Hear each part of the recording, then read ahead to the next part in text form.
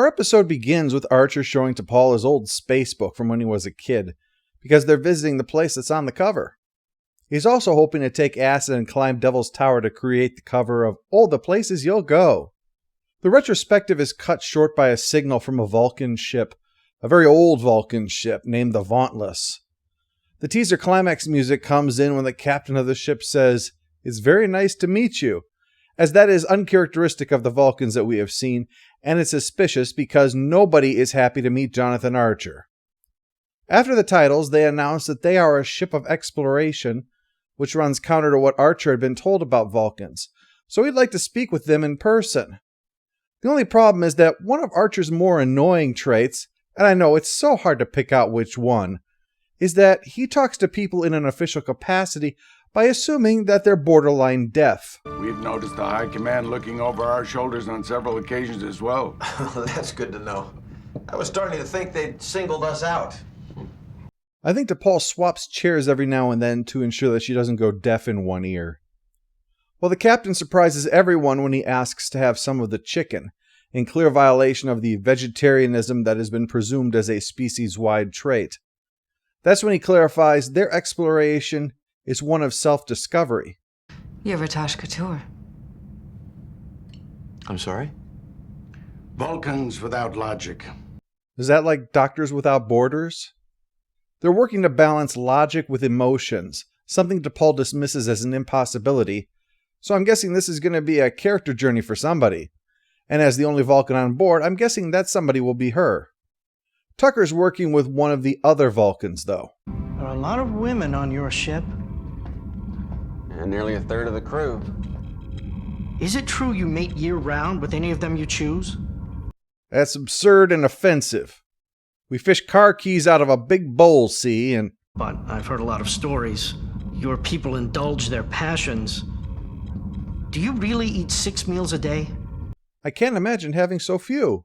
Sorry, it's just with a setup like that, how could I refuse? Well, the new Vulcans are learning all kinds of things about humans, even asking for the recipe for the chicken dish, which might be hard for them since it does require, chickens.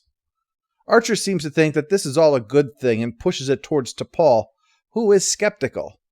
Other Vulcans have tried this before and have failed. And there's that old Vulcan proverb, if at first you don't succeed, give up and accept that you're a loser pursuing idiotic futility. It loses something in the translation. What they're doing is dangerous.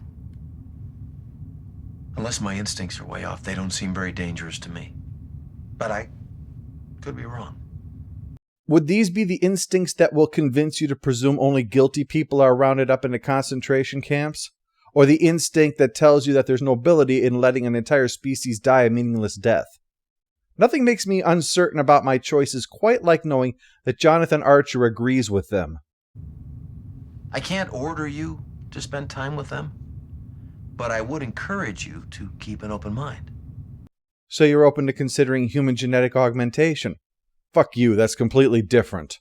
Your issue is something in your society's past that showed that attempting this leads to disaster, whereas augments are something in my society's past that showed that attempting it leads to disaster. That's nothing alike at all. T'Pol runs into Tolaris in the mess hall. He was at the dinner with Archer and his own captain, who is spreading the emotional Vulcan gospel. This scene quickly makes clear why the episode is going to be the long plod that it is. Tolaris is not engaging in the slightest here. He presents 2 character traits. First is blandness. This guy is as exciting as distilled water and saltines. Listening to him is like being locked in a room with someone reading a government report on fishing quotas. Now, you might say he's a Vulcan. He's supposed to be that way. Well, I don't necessarily agree with that, but what makes this problem worse is that, well, his other trait, a sense of subtle smugness. This is a risky thing to pair with such a tepid personality. It's like being white noise which refuses to remain steady, so you can't let it drift into the background. It's constantly telling you, I'm here, nee. I mean, this scene is supposed to be T'Pol being first tempted with the thought of emotion, but this guy couldn't tempt a starving man to steal an apple. No, he'd rather starve than satisfy the smirking, insipid non-entity who has all the enticement of rotting flowers at an accident site. This problem is only exacerbated by the fact that other Vulcans don't have this problem. Kav has great chemistry with Trip, and this situation is all the more funny when you find out that the actor who plays the Vulcan that is not Bland is, I am not joking with you, John Harrington Bland. You know you're dull if you're more bland than Mr. Bland. Well, they've arrived at the nebula, but it's going to take weeks to scan it all, so the Vulcans offer to use their sensors to speed up the process. That means that T'Pol will need to go on their ship to do that. She is the science officer and the only Vulcan member of the crew. It's the only logical choice. She notes that there is a statue of Saruk there, whose teachings she believes that they violate, but Tolaris insists that the view is a misinterpretation.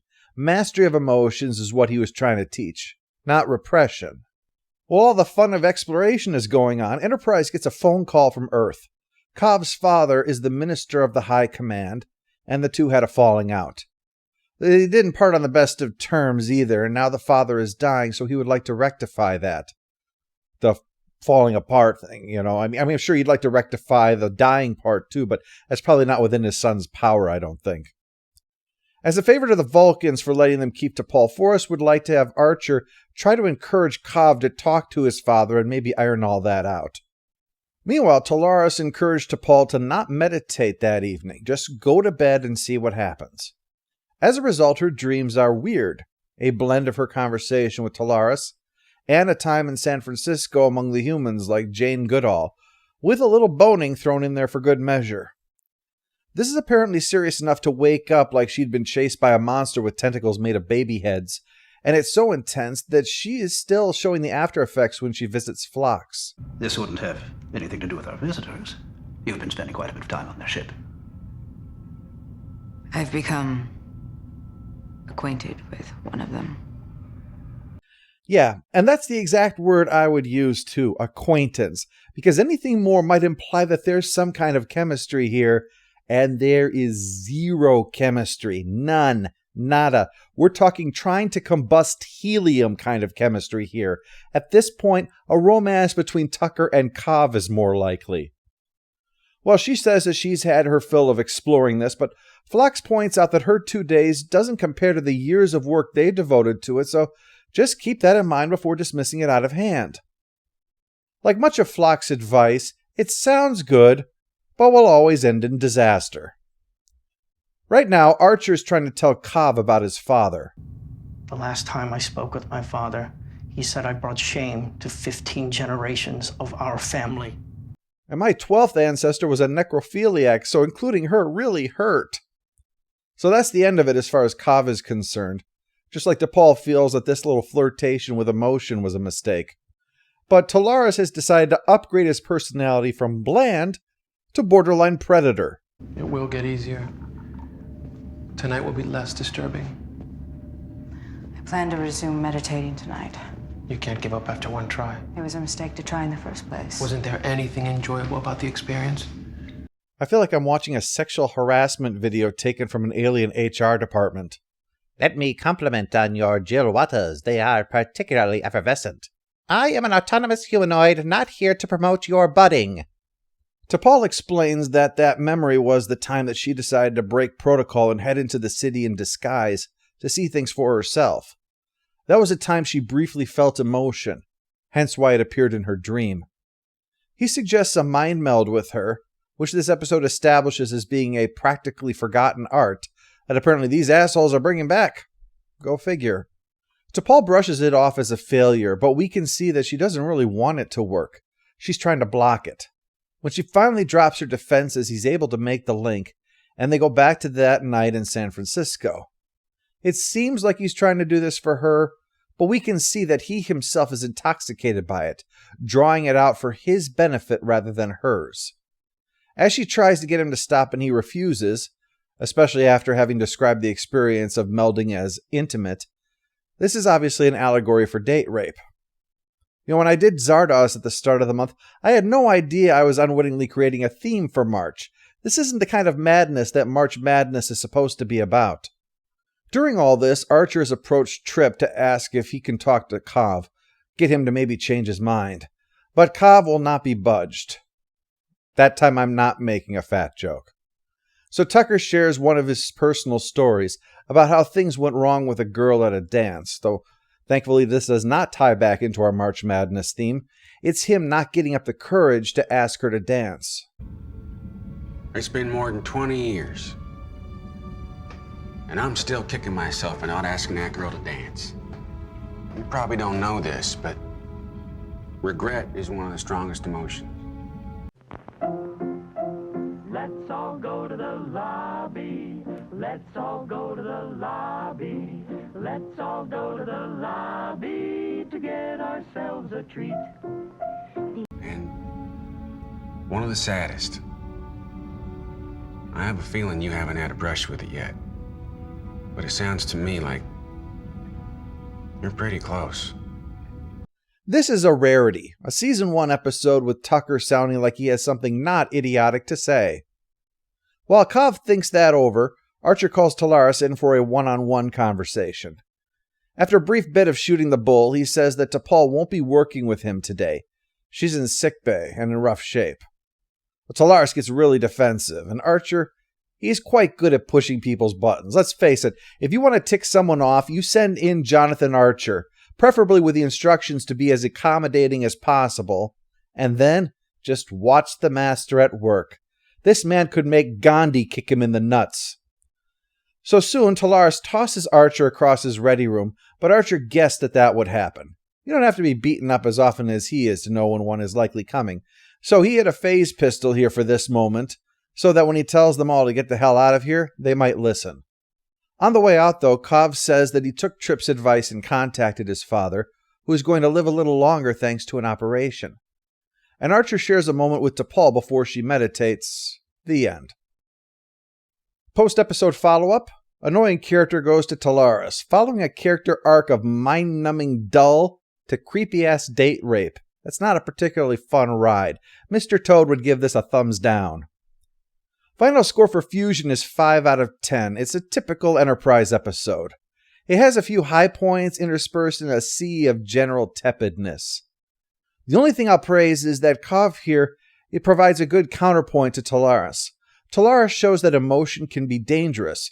Kov shows that it enhances life, leaves him open to new experiences and ideas, and in the end, motivates him to mend fences with his estranged father. Unfortunately, the Tolaris stuff so overshadows Kov's positives that he might wind up seeming like comic relief, especially given that they made him the heavy-set Vulcan who has questions about human sexual practice and freely discusses Vulcan ones. The big disappointment of Fusion, though, is how it takes the richness of the Vulcan culture and makes it blasé. It seemed like the mission of the Enterprise was to find as many ways as possible to ruin Star Trek's oldest alien race.